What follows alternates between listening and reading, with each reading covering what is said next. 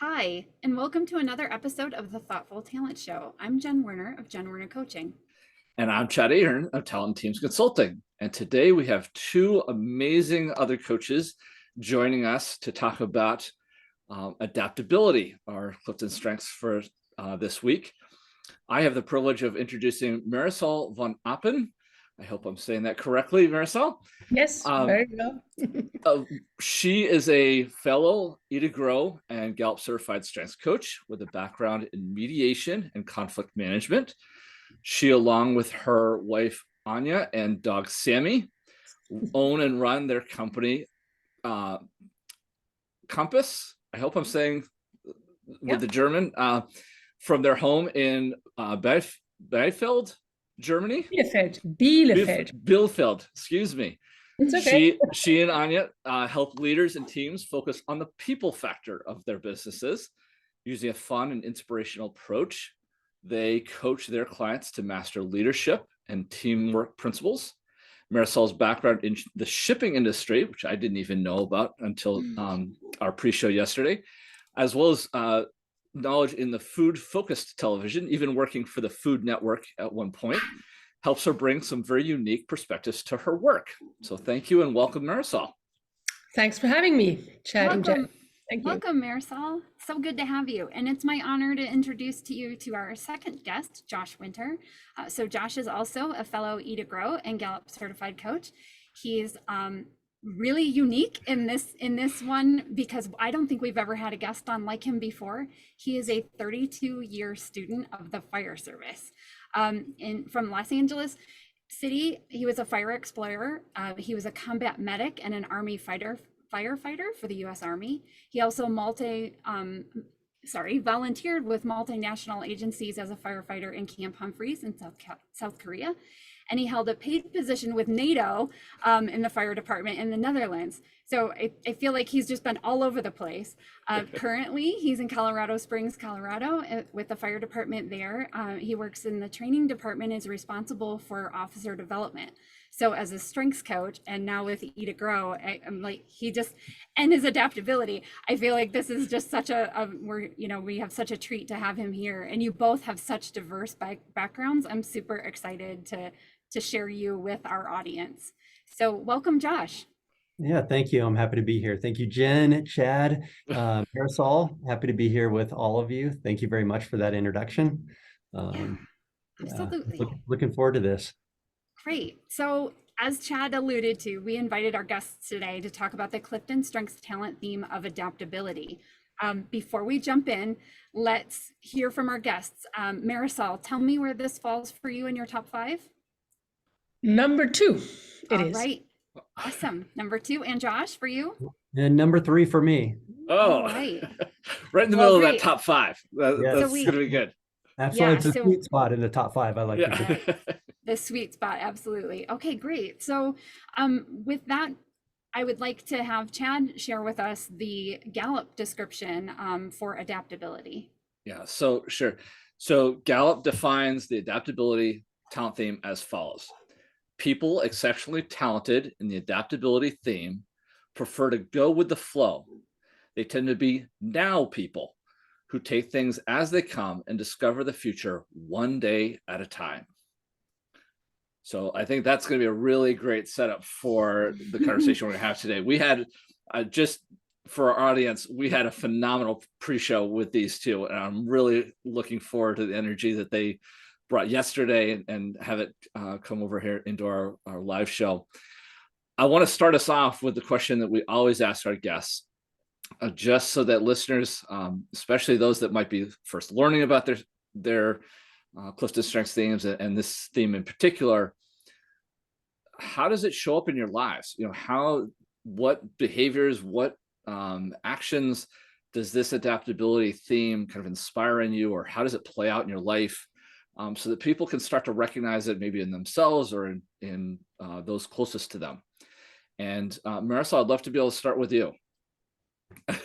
Hey, thanks a lot. How does adaptability show up for me? I think it is actually one of my favorite themes that I have in my top 5. And what it does for me, it's very flexible. Sort of, I'm with all the good and the bad that comes with it. I am very good in reacting to situations as they come up. If people have stuff coming up or situations change or whatever, I don't stay long pondering about why and how and so on. I just sort of react to this and make sure that people around me, the people that I'm surrounded with, sort of also don't hesitate too long to manage the situation. I think that's the one thing. And yeah, and as you said, go with the flow. It's really what I think of in the morning, what can happen today, and in the evening, the day was completely different. So that's what it does for me. Okay. Josh, would you like to add or expand upon that, or maybe how it's different? How does it show up for you? Well, it's funny. I almost want to say ditto, Marisol said, because there's a lot of similarities there. The interesting thing about my adaptability, and I think we're going to talk about this a little bit later, is that it also sits right next to consistency, which consistency is my number 2, adaptability is my number 3. But when I look specifically at that adaptability theme, it positively impacts my life, and sometimes it negatively impacts my life. Positively, in a work environment, it's really great. It's a great strength for me to have.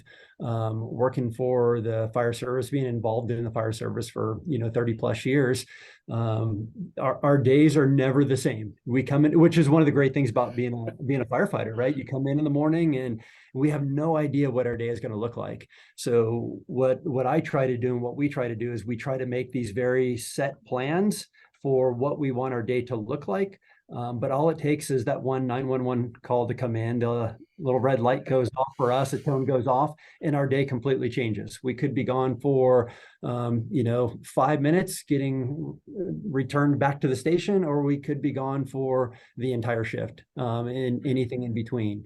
So being adaptable really plays into that. I think somebody that is not very adaptable can sometimes struggle with that part of the fire service, where you don't have, it's almost like you have a loss of control of your day that you just have to give in. Yeah. And so I think being adaptable allows me to give in, hopefully at the right time. And I think we'll probably get into some of the negative sides. Yeah, we're definitely going to take you to the positives and negatives in a second. I'm just more curious about sort of some of the behaviors or tendencies that you tend to have, just as you go through life, kind of how this theme has shown up. Absolutely. I think one of the things that I want to bring back up from the pre-show that we had with you that I found fascinating is what you had talked about in terms of being a crammer. And I didn't know if you maybe wanted to elaborate on that. I don't want to try to speak for you. My adaptability, by the way, for our listeners and for anybody watching this, is 29. So I'm going to learn a ton today. I'm thrilled to understand this theme a little bit more through Marisol and Josh. But I'd love to understand some of these behaviors that show up.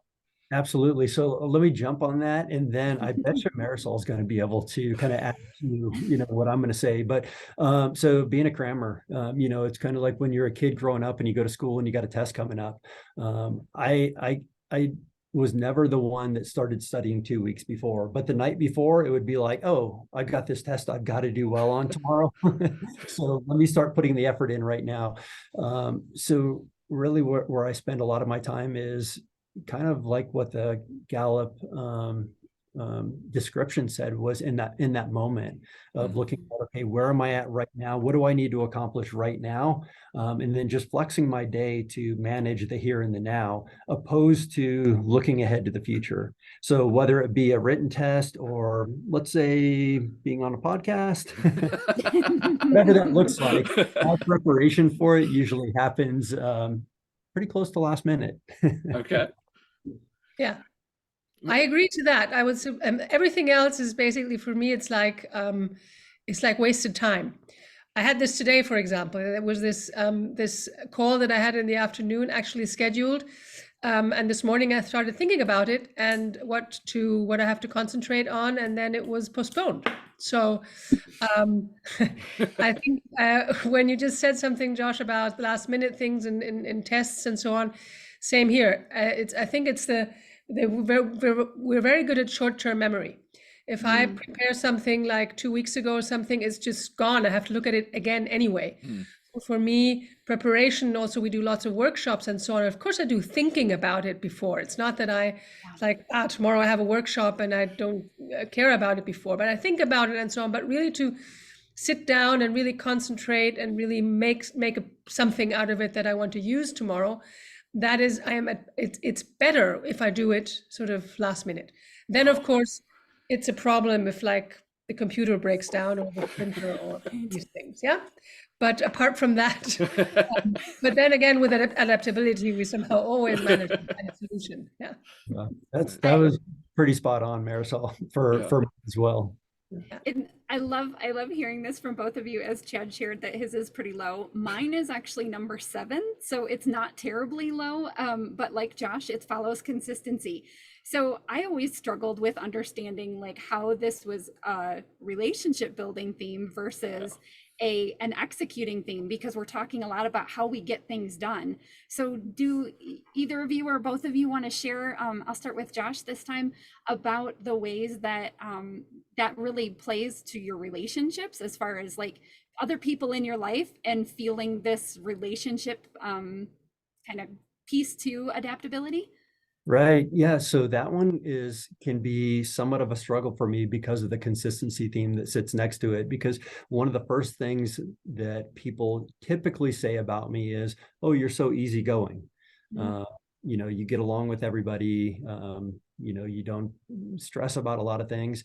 But that is the adaptable side, right? That's the adaptability side. People see that. A lot of times when people get to know me on a deeper level, then they see that there is a lot of more intense passion or motivation or need for a level of consistency in certain areas of my life. But the adaptability side in a relationship building theme, it usually comes out as being an easygoing person that's easy to get along with. And usually that is because, for an example, if we're with a group and it's like, "Hey, where do you guys want to go to lunch?" It's like, I could go 10 different places, right? I don't have a strong opinion one way or another. We can have, we can go out to sushi, or we can have, some, grilled cheese sandwich, whatever that is. So. Awesome. Marisol, the same question to you. How do you see that adaptability with the relationship? Yeah, same thing. I think I also, for a very long time, thought it was wondering about why is it in the executing domain and not why is it not in the executing domain, but in the relationship building. And what I figured then, the more I got into that, was really it's adapting really to the needs and the situations of other people, making other people feel comfortable, being able to react and to respond to what is just happening right there and then. So it plays out to me like, I don't know, if we do, for example, trainings or workshops and so on, and there's a plan and we sort of have a schedule, and then things come up, then I don't even think about, does it just fit into the plan? I just sort of react and respond to what is just out there. And that is something that, and it's always about making the other person feel comfortable, feel safe, feel seen, feel heard, and also giving a way to move forward if there are sort of problems coming up. And I think that's an important part of it. And also the easygoing part, I think, that Josh, you mentioned, that is what people say about me also. And I think what comes into that is this, what I also know about other people with adaptabilities is sort of more of a non-judgmental attitude. You just sort of accept the person as she or he is in that situation.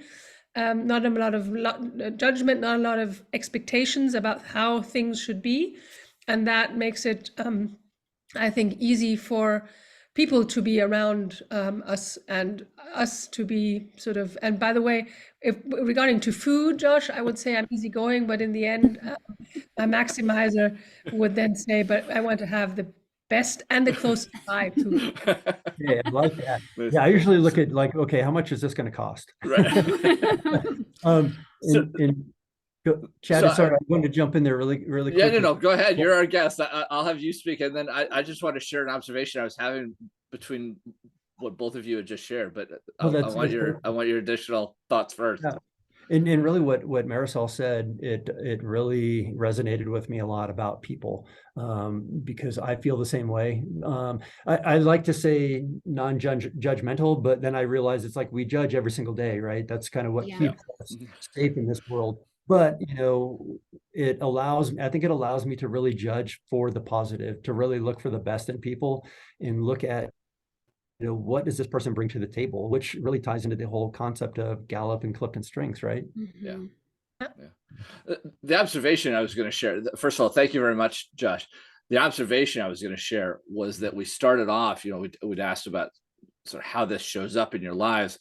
And you talked a lot about your day and, you know, figuring out what was going to happen. And I think that's where a lot of people start to wonder, you know, well, why is this not in executing? Because it's adapting to the day. It's, you know, the fire calls and so forth. And then this beautiful switch both of you just sort of highlighted, which is the impetus is the people around you. It's, oh, this person needs something from me, so I need to adapt my day.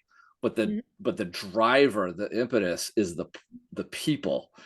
And so I think that that's a really great observation for people to be aware of when they're, particularly if they're first learning about this. Mhm. Okay, this is why it's a little bit more relationship heavy. Mhm.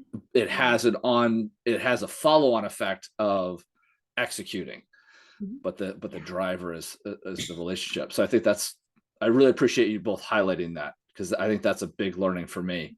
I've always Yeah. wondered about this adaptability theme being a relationship, because everybody I've ever coached, it's all about their day or how they flex, or, you know, what they do or not, you know, not prepare and, you know, do the cram thing, or you know, upend their day for others. So thank you very much. I just wanted to highlight that. For me, Yeah, it's that was- easy because I have arranger as executing theme Yeah. right there. So it's like it sort of melds into each other. Yeah. Yeah. Yeah. Yeah, I And- also have Ranger's number 7 for me. So Oh, Nice. okay. play together. Really, one of the challenges for me is I have to really understand, like when it comes to the people side of it, it's like, okay, am I looking at the big picture? Am I like at my job, am I looking at doing this for the community, right? That's where we have to start, is doing it for the community first. But then in a leadership role, then it's like, well, I do have people within my team that I have to make sure that I'm accommodating them. And then there's also that you've got to be able to manage yourself as well. And sometimes, you know, you have to take care of your own problems, issues, things that come up, so that you can then go out and help, you know, the people that are working for you or your teammates or the community. Yeah. That's a great lead in into my next question. So I want to immediately flip this. We're going to talk about how this theme can potentially negatively impact your life or work. Like both of you have already kind of alluded to a couple of little things. So being that we started with Marisol on the last question, I'm going to start with Josh on this one. We want to know, like, just like the down and dirty, where does this one get in your way, or what are some negative impacts that we know all of the strengths can have if we're coming on too strong, or maybe just completely ignoring them? What are some of those for you? Yeah, with adaptability. the vulnerable side, right? Mhm. You know, for me, especially within relationships, I think the way that I've seen it play out negatively is I can appear wishy-washy, and you know, somebody might say, hey, we've got this project to do. And I might say, okay, let's start doing it this way. And somebody might have an idea that is just as good or maybe better than mine. And I can look at that and go, okay, you know what, that's a great idea. Let's go ahead and do it that way. And a lot of times in a leadership role, instead of having that strong command presence and saying, no, this is what we're doing, you know, it can come off as being indecisive or being wishy-washy. And so it's something that I really need to pay attention to. And a lot of that comes out with really knowing my team. am I working with people that have been doing this job for 20 years or have experience in whatever that task is, or is it somebody that's brand new? And then obviously there's different sides to that too, right? It's like somebody brand new, but maybe we should let them fail in an effort to allow them to grow. And so, and I'm sure you can probably see the adaptability coming out right now. I can start talking about it and I can go, but Yeah. Yep, yeah. absolutely. And so, It's either but or and. yeah. Right, Yeah. right. And so for me, it's I really need to just know, like, okay, is this the time for me to be adaptable, or is it the time for me to have, for lack of a better words, a strong command presence and just say, this is what we're doing and this is how it's going to be done. Yeah, it's so good. Thank you. Thank you for sharing that. Marisol, for you, Yeah, I've been does this thinking of resonate? two things. The one thing is, of course, being in the here and now means if I don't do whatever comes up right here and now, but I postpone it till like I can do it tomorrow or the day after or next week, it disappears out of my mind and I forget. So I talk to somebody, we have like this great idea. I say, I'm going to write you a proposal. I'm all excited. Then I adapt to 2-3 other things that come up. And then 3 days later, I think, shit, I just completely forgot about this. I have to do it now. And if I don't do it now, so this is something that is sort of a downside. And also, I would always say the most sort of keeping focus is a big challenge for me. And also, especially in working with others, because I have no problem and sort of doing the last minute thing and the printer doesn't work. I can come up with some kind of solution, but as soon as other people are involved, like for example, my wife, who has consistency in her top 5 and maximizer also in her top 5, and it's a complete mystery to her how I can do this, then it gets difficult. Like for me, it's no problem preparing stuff the day before. She, in order to perform good, needs at least like 3 days sort of to know where we're going at. So that is something that that I have been working and developing on the last years, but it is something that that is not easy for me. Yeah. Marisol, And I'm so glad you brought that up. Sorry, Chad, I want to highlight that. Like I love hearing your understanding of realizing that when working with someone else, you maybe are not able to be as adaptable as you would normally be, that you might have to do a little bit more pre-planning in order to make sure that that person is comfortable being an individual contributor. I completely understand that motivation and where that comes from too. So thank you for sharing that piece of it. Chad? and that actually ties right into what I wanted to bring back up. You made a beautiful comment yesterday in our pre-show, and it has to do with relating to other people. You had mentioned a challenge around sort of not taking a stand or not being seen as holding some really solid opinions. I'm just wondering if you could highlight that a little bit, because I found that really beautiful to understand. I'm just thinking some of our listeners might also benefit from that same learning. Yeah. So the adaptability or the flexibility is also like you have an argument for something and that makes a lot of sense. And I say, yeah, that I can completely agree with that. Let's do it that way. Or you're completely right in what you think. And then somebody else comes with other great arguments and argues for something completely different or the opposite. And that also makes sense to me. And that is something that if I'm not myself sort of really deeply informed about something, then I do tend to sort of like not have an opinion, not really say how would you decide? So I don't know. And then I was thinking about this, and I think, why do we always have to have an opinion to everything, even if we have no idea what we are talking about? Yeah. It's always this, what do you think? Are you for something or against something? Are you? So, and I said, I cannot say that, because everybody has good arguments, and I need more time and so on to really have an own opinion. And sometimes, why do I have to have an opinion to everything? I don't. And I believe the point that you also highlighted yesterday was that can often have a negative impact, because then it sort of annoys other people are you on my side or not? Exactly. Yeah. Right. And that is why, for example, I have a very I have a very, I think you say heterogeneous, sort of a diverse is a better word, a diverse group of friends, and my family is very sort of, there's all sorts of different personalities and characters.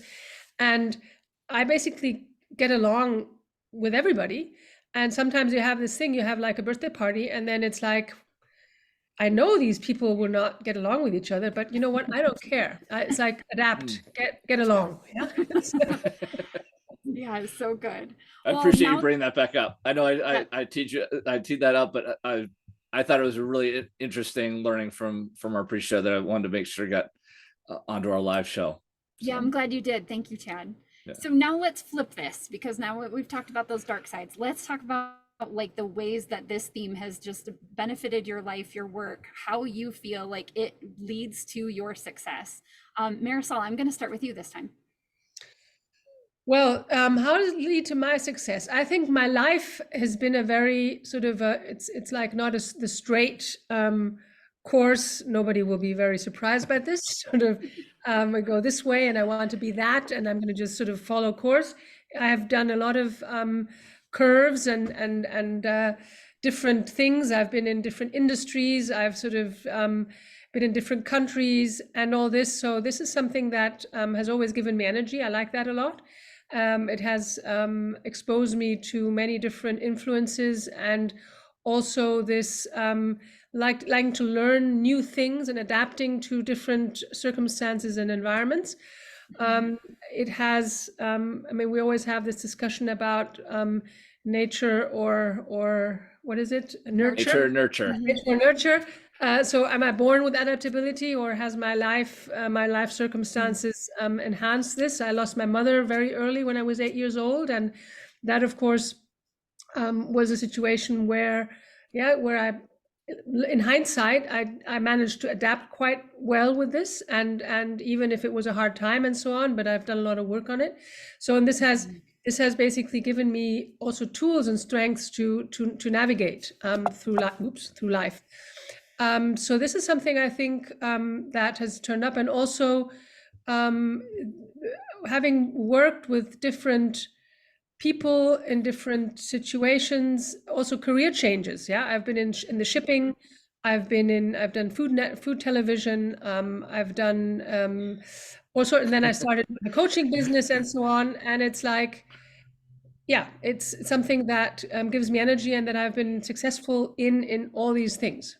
Yeah. Yeah. What I heard you say yesterday that I want to highlight there, two little things. Is that the changes actually feed you and give you energy, and that every change is a forward momentum, that you don't ever think of it as a step back. So exactly. I thought that was really amazing. A really positive outlook on like change and how things happen. But you both had, kind of that whole aura around you when we talked about change. The other one that really hit me was this like relief from having to have a vision or have a 5-year plan. That struck me really deeply, because that's always been something really difficult for me. I'm like, I don't know what I'm going to do tomorrow. Wow, can you ask me what I'm doing 5 years from now? It depends on what's happening next.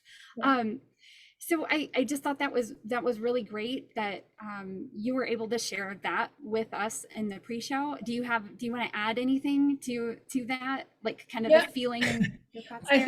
I think the older I get, the more I learn to love my adaptability, and the people around me start sort of have more of an envy, because like in early years, it's like, what is she doing? Why is she changing things again? Yeah. It's like I was always like a little bit the paradise bird or something. Yeah, it's like when she's doing something different again. So and now it's like I wish I could do that. So that's the one thing. And of course, what you just said, Jen, I have always, especially since I went into the coaching business and so on, where it's a lot about what's your goal, where do you want to go, Yes. what do you be in 7 years, and it always stressed me out. And I always, being adaptable, I just sort of invented stuff. Yeah, made it up. I made it up there. But then when I learned Gallup, I did my assessment 5 years ago, and when I found out that I have adaptability and what that means, And that is exactly it's about the power of the here and now, and it's not about thinking what is tomorrow or the day after. That sort of completely relieved me. Yeah, I said, okay, I'm done with that. I'm done with vision making. I'll have a vision for today and for tomorrow, and you know what? I'm 57 years old now, and I got where I got without having a vision. So Love it. and I I like love where I it. am. Yeah. Awesome. So Josh, I know that some of these have the same answers for you, but I want to hear how this works. This has been such a success for you in your life. Yeah, so I like what you brought up, Jen, is, kind of what charges your batteries. And change does charge my batteries. Even if we go back a couple of years to COVID, when COVID first started, it wasn't upsetting to me. It was, I know it was upsetting to a lot of people, but the concept, the idea of change, like this massive change, this shift was about to happen, to me it was motivating, and it was something like, okay, like let's embrace this, let's step into this and see like what good can come out of it, opposed to what are the negative things that we're going to have to deal with. But it's funny also what Marisol said was the idea of, are we born with this? Did we grow up with this? How have our lives impacted this? I grew up, my dad was also military. So I spent the first, 17 years of my life, we moved every 2 years. We never lived anywhere longer than 3 years. And so whether that fed that adaptability or, added to, it was something that it was never really difficult for me. It was, one day I would come home from school and my parents would say, we're moving to Japan. And it was like, okay, we're moving to Japan. That's exciting. The one thing my parents did at the time was, we always had this, my mom had this cross stitch that she hung right when you walked in the door that said, home is where the Navy sends you. So there was always, but then after that, I joined the military, and I continued to move. And now that I've been here, I've been on this job for 21 years. This is the longest I've ever been in one place, in one town, doing one job. But even throughout my career here, I've worked at different fire stations. I've worked in line fire station positions. Right now, I work in an office staff position in the training division, and the change is motivating to me. And so I really enjoy the idea of something new, and it kind of, I guess that feeds me and it motivates me. Yeah. Josh, may I ask you a question? Do you have siblings? I do. I have an older sister and I have a younger sister, so I'm right in the middle. Have they also adapted so well to this? Because my experience of other families of sort of that kind of either diplomats or people that there's always some that can adapt to this easier and get along easier with this change thing, and others that really always struggle. It's a really interesting question. I have an older sister who earlier in her life, she moved around a lot. And she is, if she hears this, she's going to be upset. I think she's 52 now. Now she's settled down. She's been in the same place for a long time. And she's really settled into, the life that she's living now. My younger sister has moved a lot. She married somebody that works in the business field, and they've moved every few years. And but I can see, from kind of looking at both of them, I think they both have had some struggles in their life with where do we land? Where is home? What is all this? Yeah. Okay. Wow. One more thing I wanted to bring up, and it's on that relationship side again, is you both shared with us in the pre-show, and I'm going to just like throw it out there, and then I want you two to respond. It's hard to shock you. You're not judgmental. And you also, there's this like response, like, why aren't you mad about this? So who wants to go first? Josh? I'll go because I get that in my home life. For my wife, I get that every once in a while, where something will come up and my reaction to it will be, I would say, hopefully calm, and more of, okay, how are we gonna, like, let's start fixing this. And she's asked me in the past, she's like, aren't you upset about this? And I'm like, well, I mean, I could be, but I'm not. Like, I'm more concerned about how we're going to fix this problem, or, what this issue is. Like, how are we going to, restore this? But I also have restorative in my top 5 as well. And so I'm not sure if it's the adaptability or the restorative that makes me go down that path first of, okay, let's fix the problem before we react to it. But then I'd also say, I believe that my job, the profession that I've in, has also taught me to not, overreact. We walk into people's worst days, and we usually walk into chaos. And our job is to, for lack of better words, calm that chaos that's there. That is kind of how the adaptability also comes out for me. Yeah. Marisol, I want to give you a chance, but I also want to highlight a phrase, Josh, that you used yesterday that I thought was really interesting. And we talked a little bit about how this sort of bleeds over into, I think it's harmony, but sort of how do you want me to respond to this? Right. It's not a blow up reaction, because you said you're pretty easygoing, but it's also of, you can tell the other person has some sort of invested interest. And we were talking about holding strong opinions before. And your response was, well, I really don't have a take. Well, how do you want me to respond? Almost inviting that. I thought that was interesting. I don't know if there's anything you want to add, but just, it was a fascinating thought process for me to contemplate that. No, I do. I think that a lot of that might come with harmony, which sits at number 1 for me. Okay. I feel like my opinion of myself is that I'm really good at reading people. And so a lot of times I need to step back and really kind of understand where that person's at, and then put myself in that same place. If somebody's upset, then, okay, let me be there with you. Let me sit in that moment with you and be upset with you. But sometimes I miss it. And so that conversation I might have at home, with, let's say, my wife, is, okay, where do you want me to be? Do you just want me to listen to you? Would you appreciate it more if I was upset about this? Where would you want me to be? Because I can probably get into that place. But I think that's the harmony coming out, is going, okay, let me get there with you. Like, let me meet you there, and then let's work through this. So adapting to the person. Yeah. Yeah. Absolutely. Marisol, did you have anything to add to Jen's original prompt of not blowing up or not blowing up, I would say, is the same. I don't really easily blow up. This is also something that also in my relationships, it's like getting into fights with me is not very easy.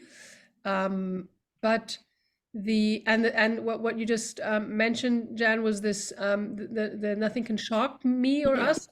This is something that I in my life and also in my coaching experience, where you just get to hear all sorts of stories of all sorts of things. I mean, I come from life coaching, couples coaching, and the stuff that you hear there sometimes is just, it's at least some things that you say, okay, that's interesting. And also, people also in the business, if we do leadership coaching and so on, in the one-to-one, people really open up and sometimes just share secrets, where you could also think, okay, too much information here, but it's like nothing. There's nothing that the other person will, even if I maybe think that's sort of there's no reaction from my part, because it's like I take it all in as an interesting information about that person, those circumstances, and this sort of deep, non-judgmental, and I know that we always judge, but it's more like we filter things about how to understand them. But what I mean with non-judgmental is like there's not this moral judgment there. That this is something is right or wrong. Sure. Yeah, for me, it's a very the right and wrong discussion is something that I despise, because in my world there's no right or wrong, like 100% thing that you can do that way. Wow. Those are all great points. So deep. Yeah. So deep. We could probably spend another hour talking about positive and negatives, but I want to keep us moving along, just thinking about some other ways that we can understand this theme. As coaches, we all understand that our talent themes are never working in silos, right? It's not just that we bring our adaptability or just bring our harmony to situations. So I'm curious, this is sort of a two-part question, and we'll tackle each part on its own. I'm curious, as you think about, and we've already started to highlight some of them, but what talents do you feel sort of add to the success or your ability to apply your adaptability theme for the benefit of yourself or others? So which ones do you like to pair with your adaptability to really achieve that success? And Josh, I'm going to start with you. I'd love to go first on this one. And really, I think I want to tie it to my profession, to being a firefighter. And I mentioned this yesterday, doing this job for a long time, it took me a while. It took me years to figure out really how to explain to people what we do. And really, it's very simple. We help people solve problems, right? This whole job is about people. Somebody calls 911 and they have a problem, and we go there and we fix it, or we help them with it. And so the adaptability theme, and I think I have restorative, which is right behind, which is number 4 behind adaptability. And I think those two play well together within this profession. We walk into situations that we usually have very little situational awareness of, we have very little control of. And what we have to do is we have to start solving problems. We have to start restoring the situation. So those two themes play very well together. And, within that, there's always more than one way to fix the problem, right? And so what we try to do is we try to come up with multiple plans, come up with a plan A, B, C, D, E, however many we can come up with. So having a plan A is, okay, let's start our plan A. And then however that's, the situation reacts to that, then we can either switch to a plan B or continue down that path. And so it does mean that, within our profession, we have to be highly adaptable and be able to think of multiple ways to solve a problem. So I think, professionally, that adaptability and restorative really work well together for me. You talked a lot about your profession. Would you go to a different combo or think about a different theme in terms of family life or community life? Yeah, absolutely. So I could look at my family life and the adaptability and restorative might not be the best because, kind of going back to my relationship with my wife, there's times where if she has an issue and she starts explaining it to me, I start trying to fix the problem. And I have 4 different ways to do it. And she goes, look, I don't want you to fix the problem. I want you to hear about the problem. So that can get in the way in my personal life. But if I go back to my number 1, which is harmony, harmony to me, having harmony is like being a mediator, right? Like to be able to find middle ground and being adaptable and finding middle ground. It really helps in my personal relationships world, to really understand kind of what Marisol said earlier is really understanding people.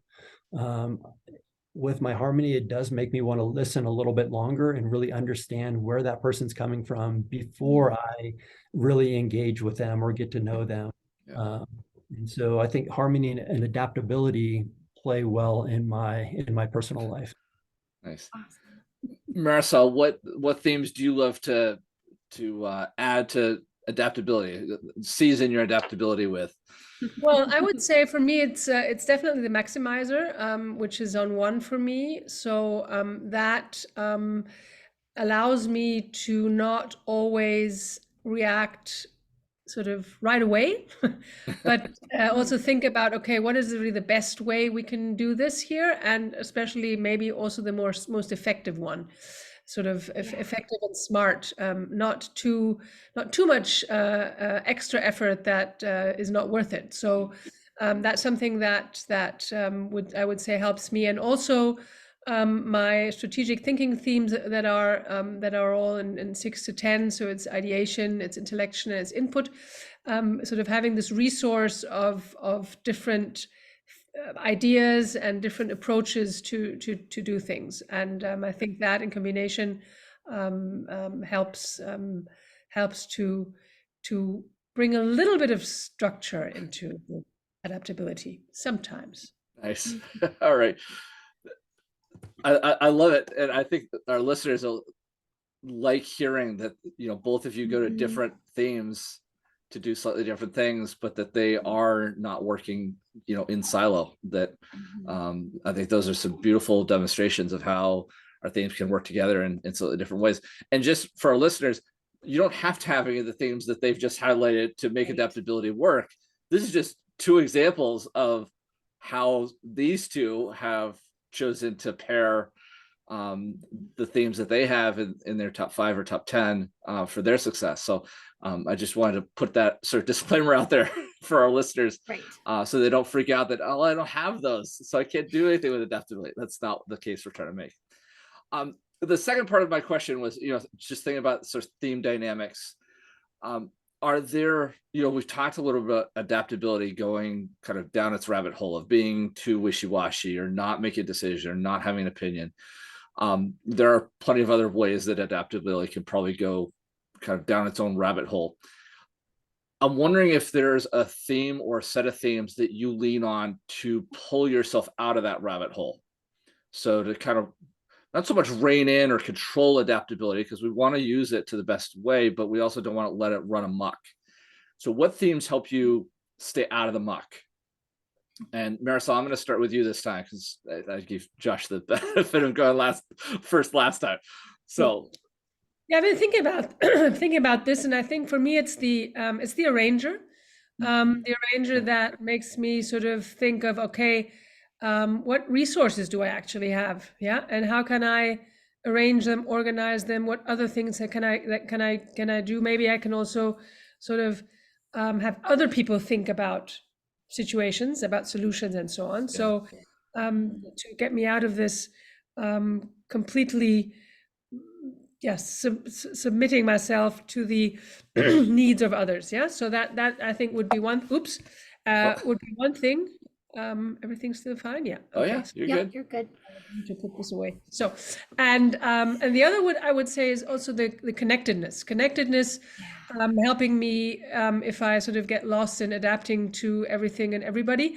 Thinking, okay, it's all things happen for a reason. Not everybody has to be saved from things. What you, Josh, said earlier, sometimes not helping, sometimes not reacting is helps that person also. And trusting in, it's not everything needs to be adapted to, because the things also change. And if you react all the time, then that's also it costs a lot of energy. So I think the connectedness, this deep trust in that things somehow happen for a reason, that helps me get out of there. Nice. Josh, same question to you. What pulls you out of the adaptability going way too far? Yeah, I don't have to reach too far. I think I reached down to my number 9 and my number 10, which are responsibility and deliberative. And I think that deliberative theme plays into it a little bit, where I can go, okay, I need to be very specific about how I'm going to go about, either bringing myself out of the rabbit hole or what this task is, or not being as wishy-washy, or being better at making decisions. Because I said that yesterday. I've had a close friend of mine at one point in my career. I asked him how I was doing as a leader. And he said, well, my opinion is you are scared to make decisions. And I went, okay, that's very interesting. As much as that hard to hear, I can look into my top 10 and go, I can understand why somebody would think that. So I need to flex some of my other ones to make sure that I'm not perceived as somebody who's has difficulty making decisions. So being more deliberative about things, but also more so having responsibility. Responsibility is actually very draining on me. Being high in responsibility, it can help me in things, and it can also negatively impact. I might have too much responsibility at work, and then that takes away from my family, or vice versa. So I need to pay attention to that one. But You know, when I go down that adaptability rabbit hole, I need to look back and go, okay, I do have very specific responsibilities, and whether I've had those made clear from maybe my boss, and had my boss set clear expectations, or set timeframes or guidelines and say, this is how I need you to do it, then I can really lean into that responsibility theme and go, okay, I've got a responsibility to make this happen now. And so that'll pull me up out of that adaptability rabbit hole. Nice. Yeah, I'd like to add this idea of that maximizer also sort of what are we going to? What's the goal? Yeah, what's the direction? And is this helping to get there? Yeah. So that I think helps. Yeah. Yeah. I like those the goal, having a goal. Yeah, those are great answers, because with me with achiever and activator in my top 5, and then having adaptability at 7, if you just put stuff in front of me, I'll do it. I might not be getting anywhere near the goal at this point, because I'm just doing all the things because I'm happy to be doing. So I think that's a great point you guys just highlighted. Thank you so much for that. I want to take us into where we normally go, and I if we don't have any differences, that's okay. But Chad and I like to talk about like clients that we've experienced that also have this theme, and maybe some ways it's shown up differently. I don't have any personal other examples that are different really than what I've seen in Josh and Marisol. But Chad, I know you had one recently with a client.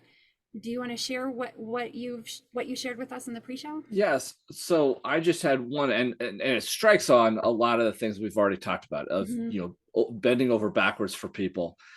So this particular coaching client had empathy as number 1, harmony is number 2, and adaptability is number 5. And so it was I can sense what's going on with others. I want to be responsive to them. I don't want to rock the boat. So if they make a request of me, my harmony, you know, their harmony was kicking in and being very practical about it. But then also their adaptability was, let's make it their solution. Let's invest my time in them, not so much in myself. And so there was this real sense of instability. You know, a lot of her calendar was being sort of chewed up by others, and that was causing some issues for her. And so this person, after some coaching, we realized that she also has an election as number 4. So having time to herself was really something that was missing, and thus impacting her ability to perform at her best, particularly as a frontline leader. And so realizing that balance, kind of like we were just talking about, of pulling that adaptability back and setting a little bit more structure, especially some time for herself, was a really important step. And so I just offer that as something that, you know, we were just talking about, sort of that responsibility or having some guidelines.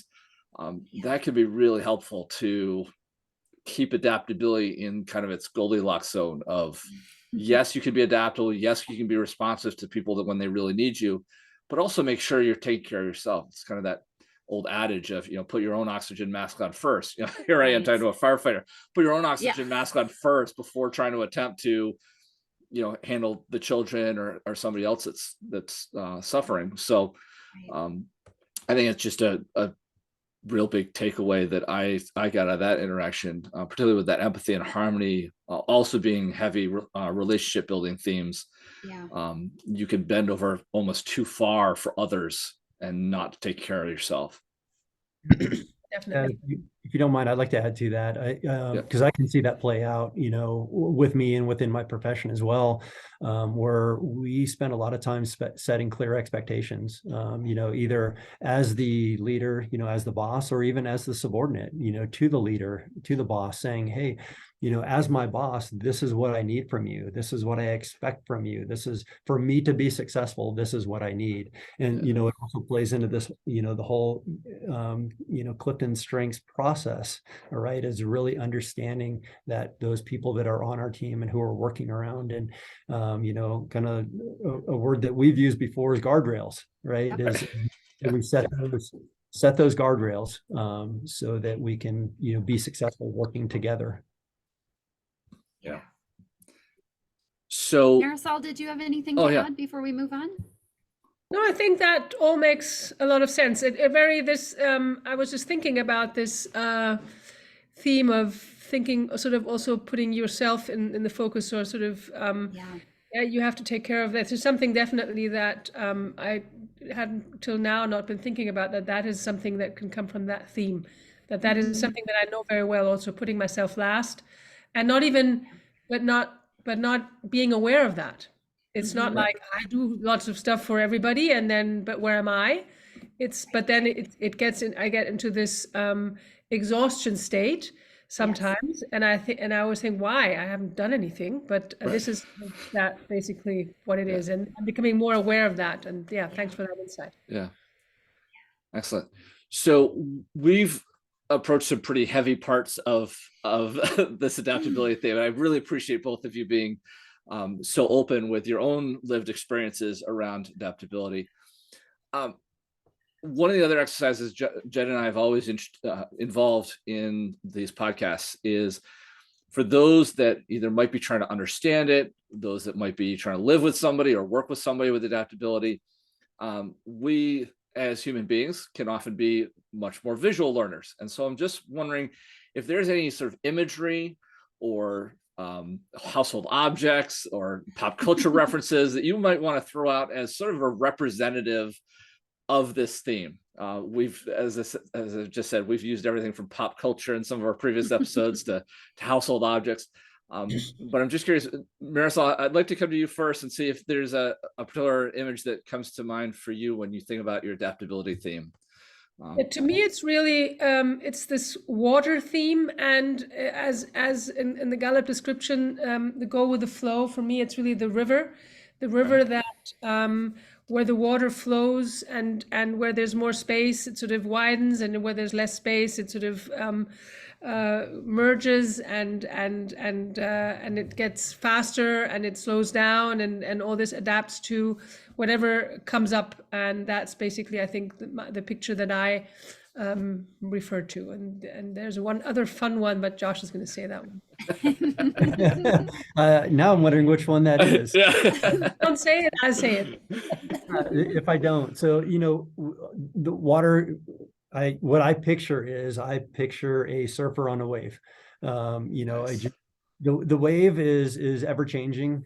There's not always consistency in a wave, and what the surfer does is it gets on the wave, on the water, and it actually rides that wave, and all the moves and all the flow and all the motion is being adapted to that movement of the water, right? When I was a kid, I grew up riding skateboards and surfboards, and skateboarding to me was very consistent because you look at terrain, the terrain doesn't change. Right. But when you get in the water, it's always changing, and you have to adapt to that. So that was kind of the water part of it for me as well. But I think the one that the more I think about it is being adaptable. It's like you're a block of tofu, right? That's the foodie in me. That's what's fun. I was just gonna say the Food Network person is gonna come out on that one. Yeah, like Food Network. What would you do with tofu? Right? Well, like what do I want it to taste like? Do I want it to taste like chicken, or do I want it to taste like green beans, or And so that tofu. Just cut it out. Just sort of. Don't eat it then. So I keep seeing this block of tofu too. Nice. Question, is it the silk tofu or this other sort of rougher one? Oh, it depends on what you're making, right? I like the extra firm if I'm trying to make something like a chicken. Soft tofu if I'm mixing it into like an oatmeal or something like that. So great. So I really liked Marisol and Josh both talking about water, because that's exactly where I went to with it. Yeah. And after listening to them talk about how their adaptability works, and it's that like work smarter, not harder kind of motion. And that's what water does. It doesn't look for like going over giant boulders, it goes around it.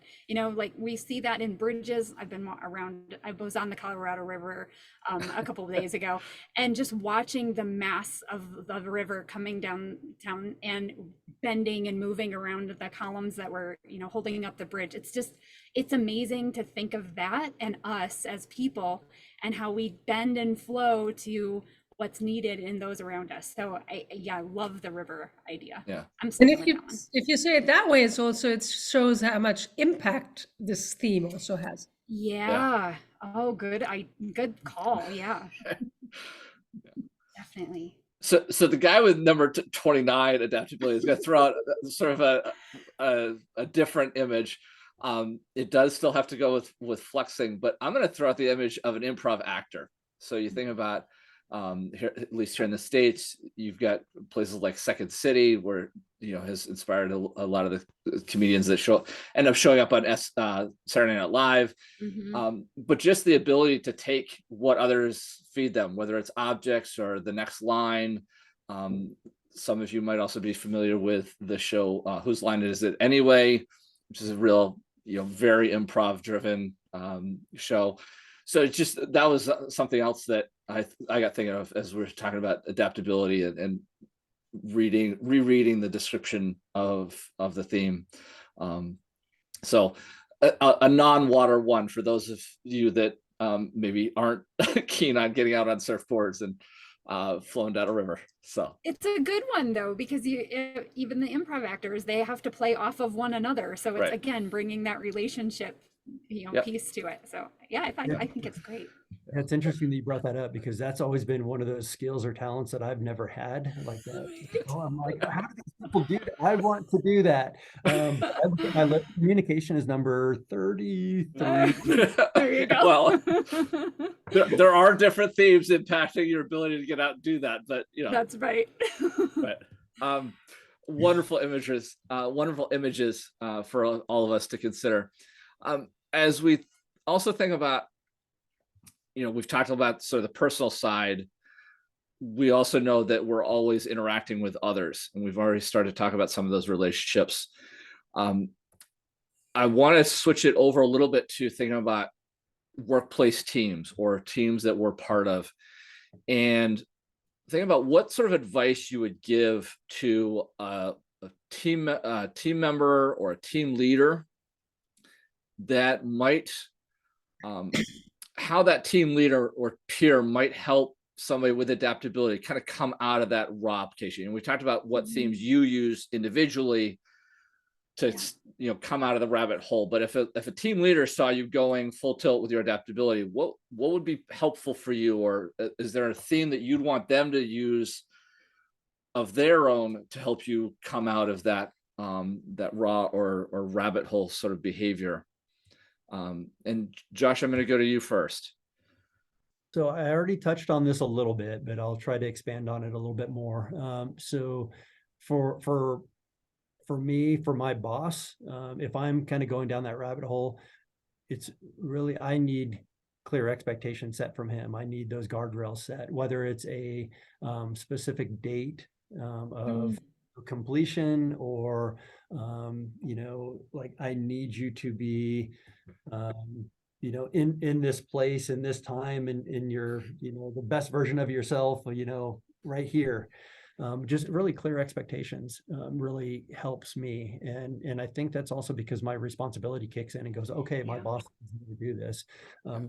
One example is, technology is not huge for me. I lived off of paper calendars. If I even took notes or, put dates, and within our world, we use an Outlook calendar. So one of the things that my boss has said is, I need you to use your Outlook calendar. Like I need it tracked digitally, what your day looks like, what your week looks like. And so him giving me that clear expectation and really being firm about it and saying, this is what I need from you. So really guardrails and expectations are, what I need. Nice. Great. Marisol, anything to add, or a different look at how a team leader might pull somebody out of the rabbit hole? To me, it's really, and this is what I experience also with my wife. We work well together when she does it, and when she doesn't, we don't get anywhere. It's really sort of keeping focus, priorities, reminding of the direction we're going. What do we actually want to achieve, and making sure following up and making sure that the stuff that I talked about last week or the week before, that it doesn't sort of fall off the schedule, that it's sort of forgotten. And it's interesting because I had a talk today with a colleague that he has adaptability high, and he told me about a coworker. He said, I go into meetings and I have meet people and I have all these ideas, and what I do now, because I don't sit down and I write it down, I give a voice message, and she she listens to that, and then she writes down the notes, and it's all there, and I know that she will follow up. Like if I say I'm going to meet this guy again, she puts it all in. So that, I thought, is a really great system for somebody with adaptability.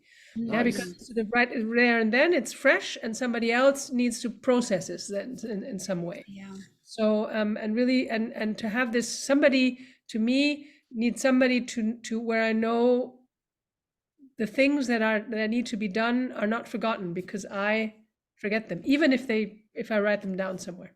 Sure. Excellent.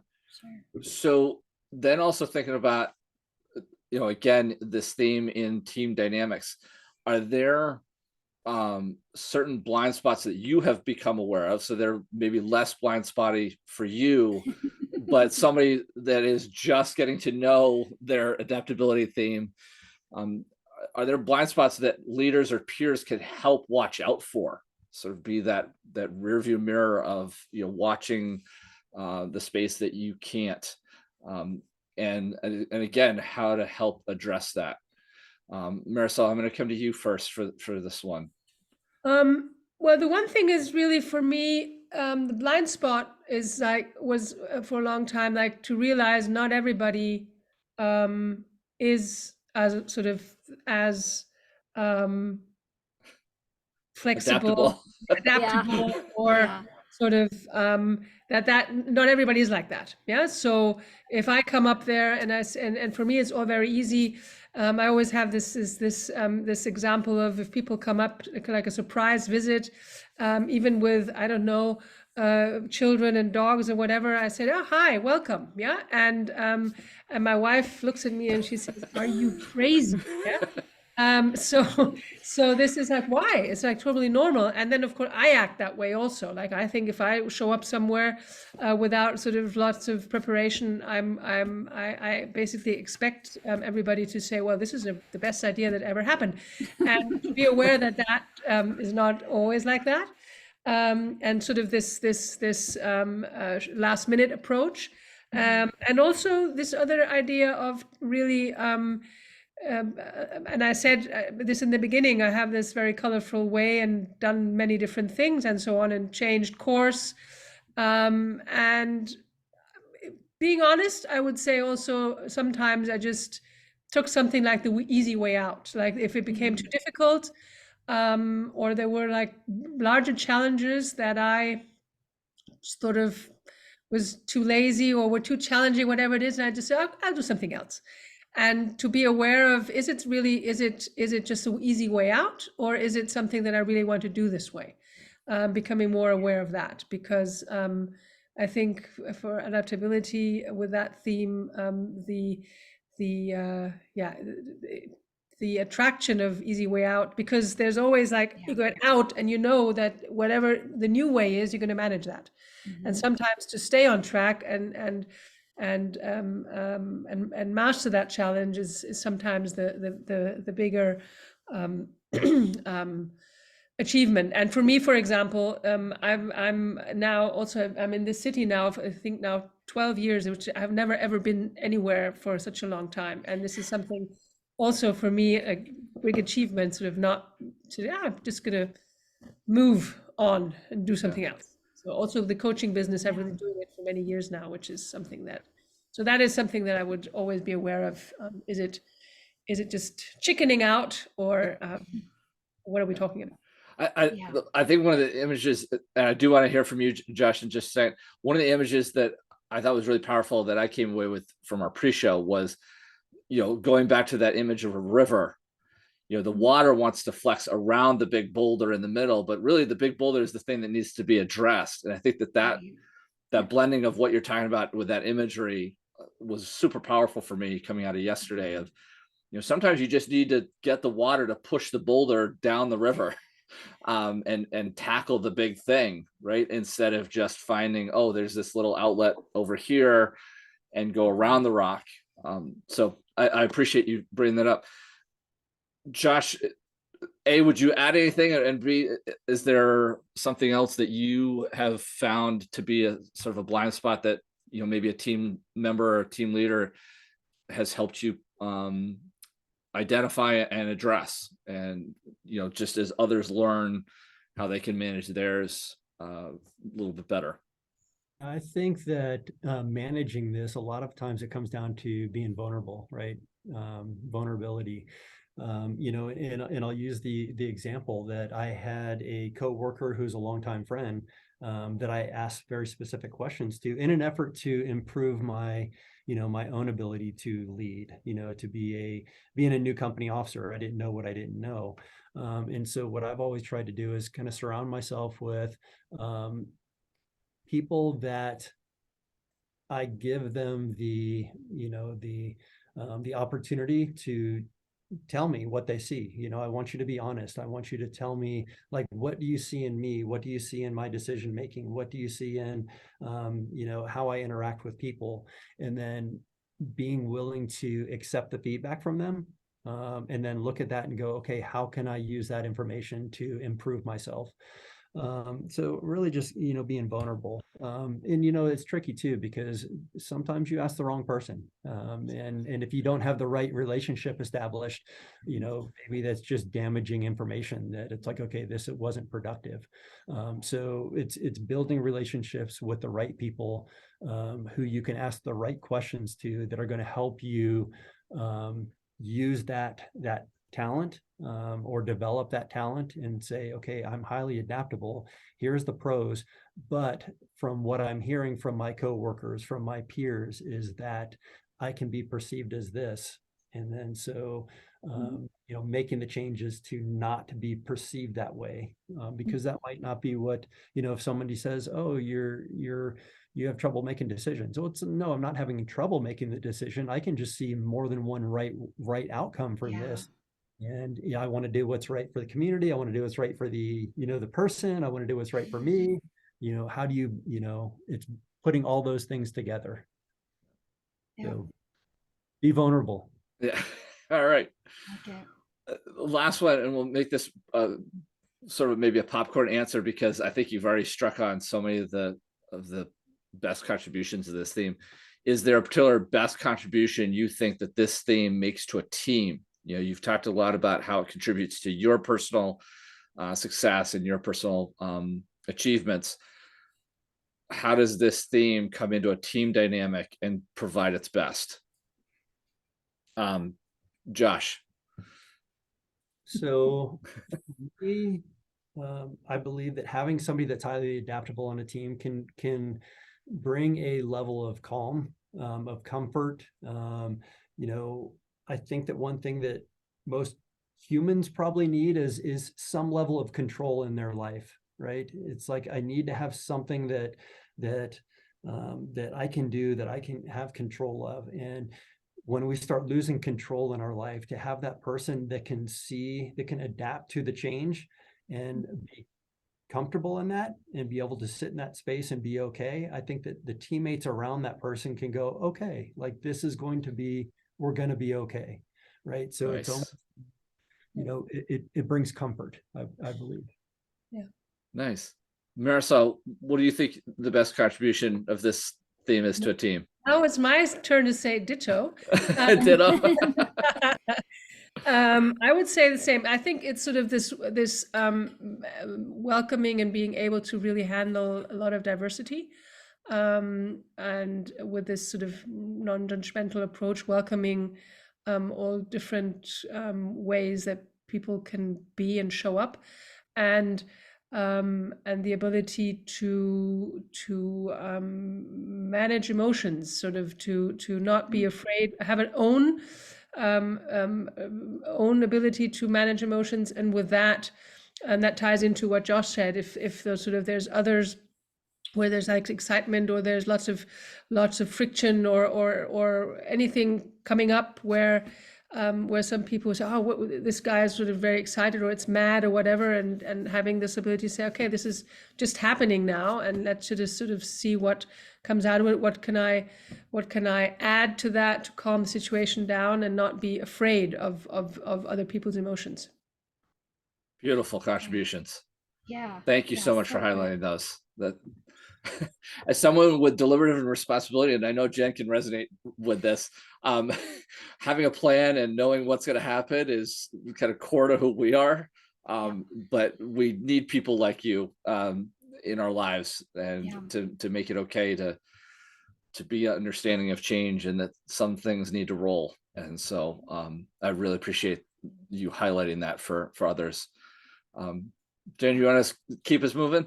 Yeah, absolutely. So the next section I want to talk about really is this like recognition and support. So we know that all of our talents want to receive recognition and support in a certain way. So I was wondering, as coaches with the adaptability theme, if you can share with us, if a leader were to give you recognition, is there a specific way that you would like to receive that for your adaptability theme?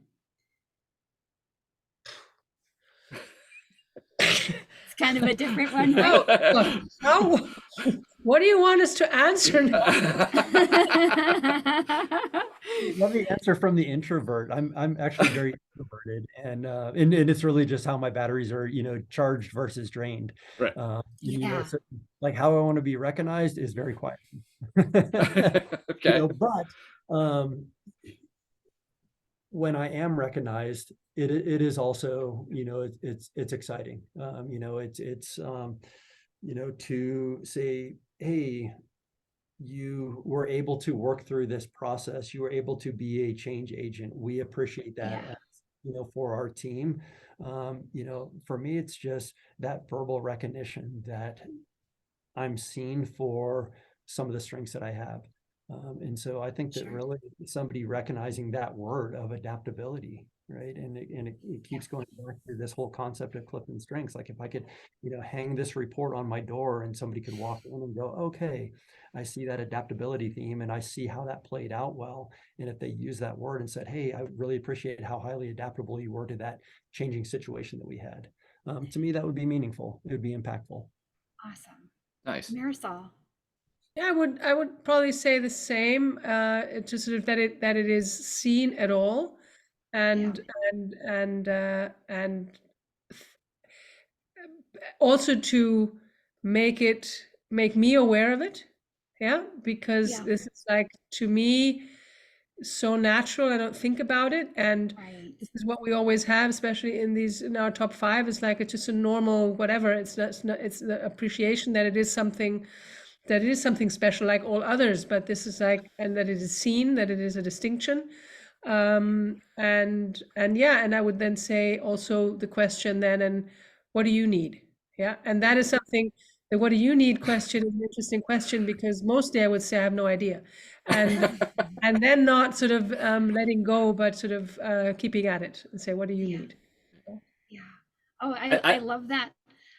Go ahead, Chad. Oh no, I was just gonna say that's eye-opening for me, because somebody, it's starting to strike me in context of the rest of our conversation of somebody with adaptability is like, well, what recognition do you want to give me? Right? You're gonna flex to whatever they're offering. I think that's really important, that the leader or the peer keep saying, well, how do you want me to recognize you? Or how do you want me to support you? That is in a way special and unique to you. And I don't want you to bend over and just tell me, anything will do. I think that's a really wise insight for people to consider. And so that was what I was gonna reflect on. I'm Jen, just did you have thinking, similar thoughts? Yeah. I'm just thinking, surprise me.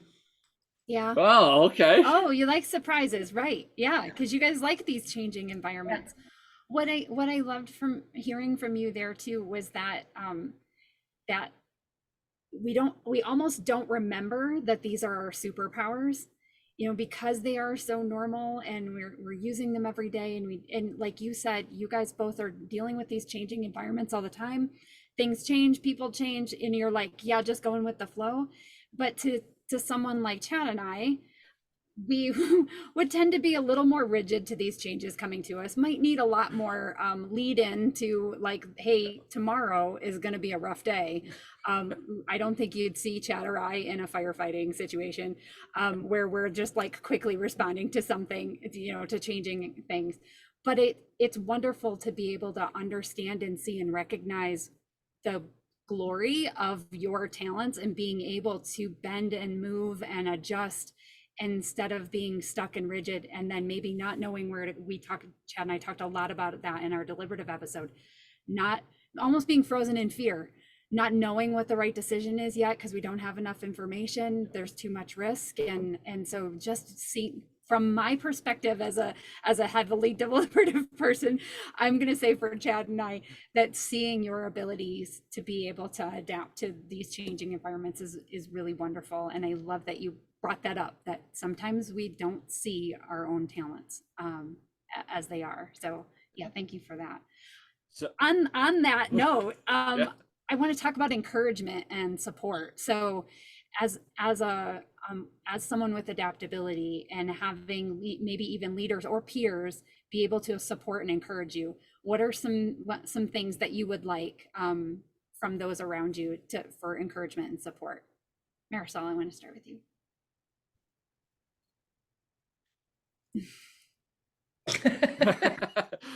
This is adaptability at its finest. Yeah, right. It's like, what? I would really say, I don't know, it's this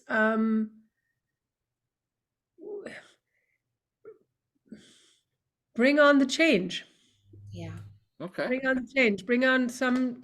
For me, if it's too predictable, if it's too structured, if it's too, I've done the same things too often, it just gets boring, and I don't have the and I'm not at my best. So I would just say, yeah, bring me some change, something new that I can handle. Nice. Yeah, I love that. Josh? I think this one is challenging for me to answer because I have consistency sitting right next to adaptability. Oh yeah. I don't know how that works, by the way. That's a whole other episode right there. That's a whole other show we'll do.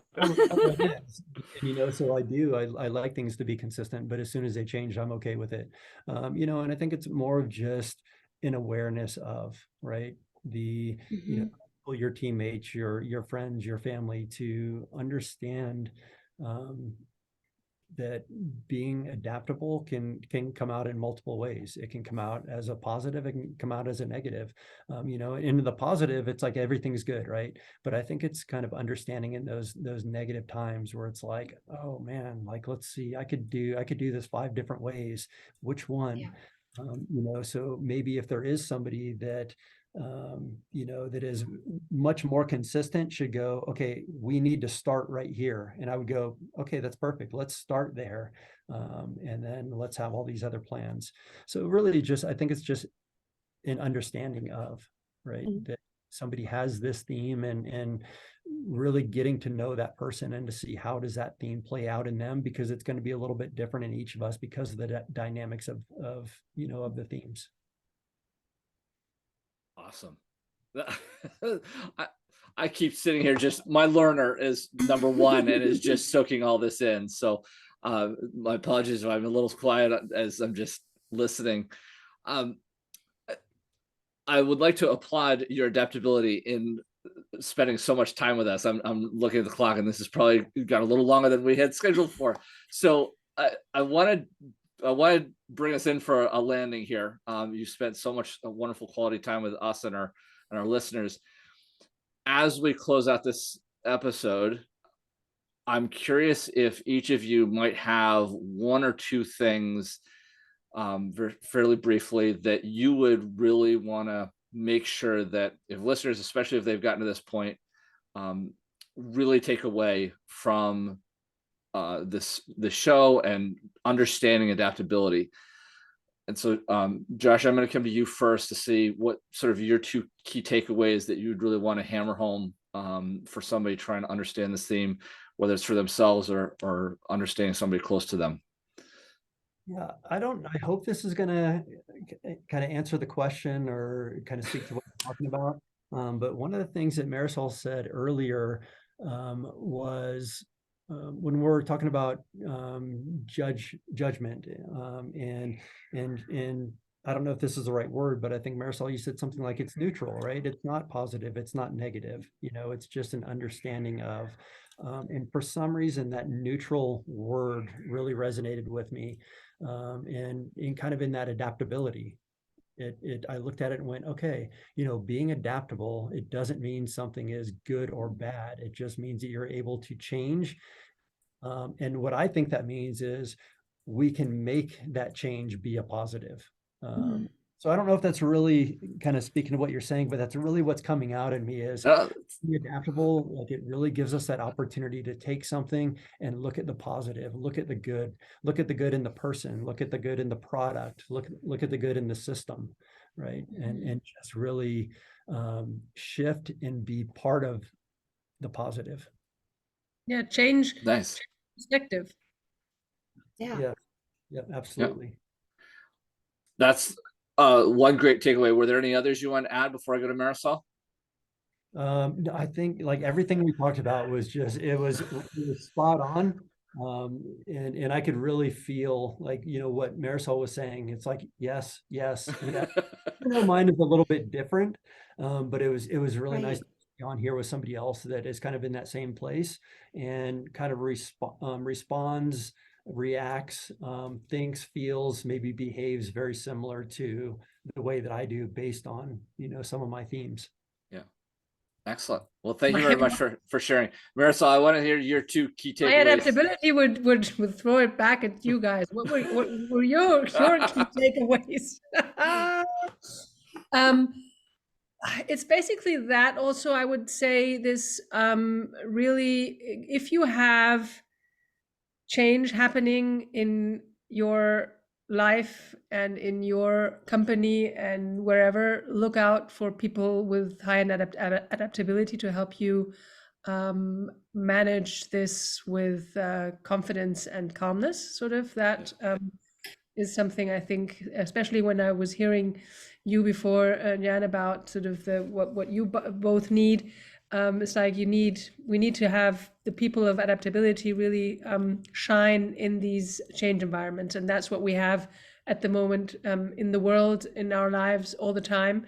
That's the only constant that we have is the change. So look out for the adaptability people around you. That would be one thing that I just came up. Excellent. And since my harmony can't let go of the fact that you tossed it back to us, I think the I think the highlight that really struck me is this whole change brings energy, brings forward momentum. Sort of, I almost, given my analytical too, it almost came out to me as an equation. It's the change plus energy equals the forward momentum.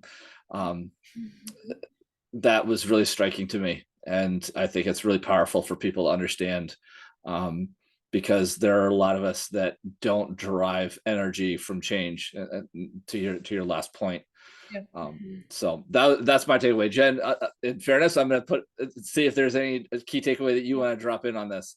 There are so many. With adaptability at 7, I felt like you guys were describing things that I've done my whole life and didn't understand that was adaptability that was causing that to happen. I think my one big one was that understanding that even with my responsibility and my achiever, when someone asks me for something and they mean something to me, I'm totally fine to put everything else off and take care of whatever it is that they need. So realizing that's that adaptability in me. It is my first relationship building strength in my top 10. So now I'm understanding why that happens so often, where I'm just bending to the whim of whoever's maybe the loudest at this point. And the other one that I really loved was that Marisol kind of validated my, I don't need to know what's happening in the next 5 years. I don't have to have a plan to keep moving forward and actually get somewhere, that it's not absolutely necessary. And maybe with me and my grouping of talents, that's why that's been so difficult for me in the past. So just, being validated personally, those were some of the key things that I heard from you guys that I just really have loved and enjoyed this show. Thank you so much for coming on. Thanks for having us. Yeah. So with that, I'm going to thank both of you again. I know we keep saying thank you, but to have fellow coaches on and invest time to create this with us, it means a lot to us. We really appreciate both the depth you've given to this, but also Yes. the summary points that you just highlighted. I'm sure our listeners or their significant people around them will appreciate the insights you've shared today. So I'm going to essentially sort of end our show there. Jen and I would like to just briefly mention to our listeners out there that if you've liked this episode, we encourage you to leave a review, leave a comment, maybe even add your 2 cents to what Josh and Marisol have offered, and obviously subscribe to whichever listening platform. We're both on Acast for our podcast and YouTube for video, so you can see all 4 of us have this awesome conversation. And if you want to get in touch with us or our guests, you're able to find their contact information in the show notes for either the podcast or on our YouTube channels. And finally, of course, you can always get in touch with us through those as well. Yeah. So until next time, I'm Chad Ahern from Talent Teams Consulting, encouraging you to keep playing to your strengths. And I'm Jen Werner of Jen Werner Coaching, encouraging you to be uniquely you. And with that, we wish everybody a great day. Talk to you soon.